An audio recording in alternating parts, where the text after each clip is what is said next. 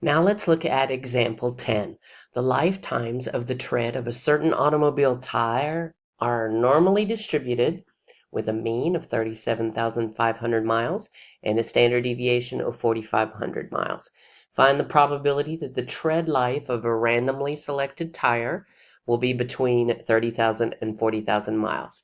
Now let's notice that it's normally distributed, telling us that we are going to use our standard normal tables, but our mean is 37,500 and our standard deviation is 4,500, not 0 and 1. So we've got to convert to the standard normal distribution. All right, we want to find the probability the tread life of a randomly selected tire will be between 30,000 and 40,000 miles. Now let's remember when it's between, we're going to look up both probabilities and subtract them. However, first we've got to convert both of these into standard normal z-scores. So let's start with our 30,000.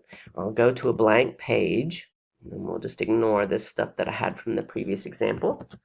And we're going to do 30,000 minus our mean, which was 37,500. Oops.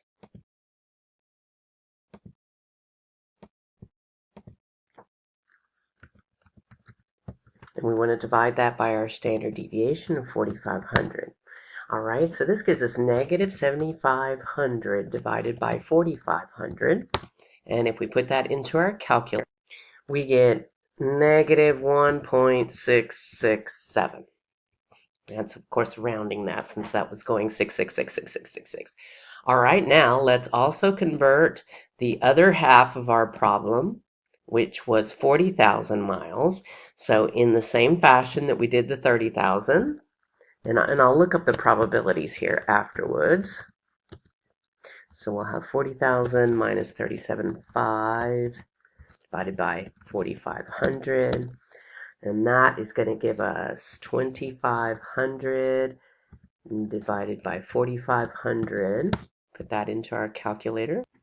Again, that's a repeating decimal, so I'll just call it 0.555. Now we need to look both these up, get their probabilities, and subtract the two probabilities. So I'll go to Excel now, and I want to put those two in, negative 1.667. Actually, I'll put in the 0.5555 first, because that's going to be the bigger probability. So we'll put in 0.555 and true, and we get that probability.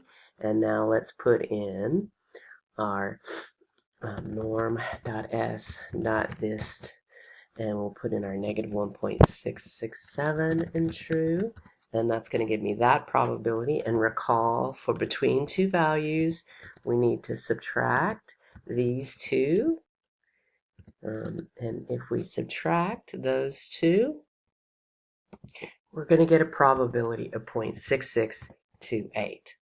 And there you have it.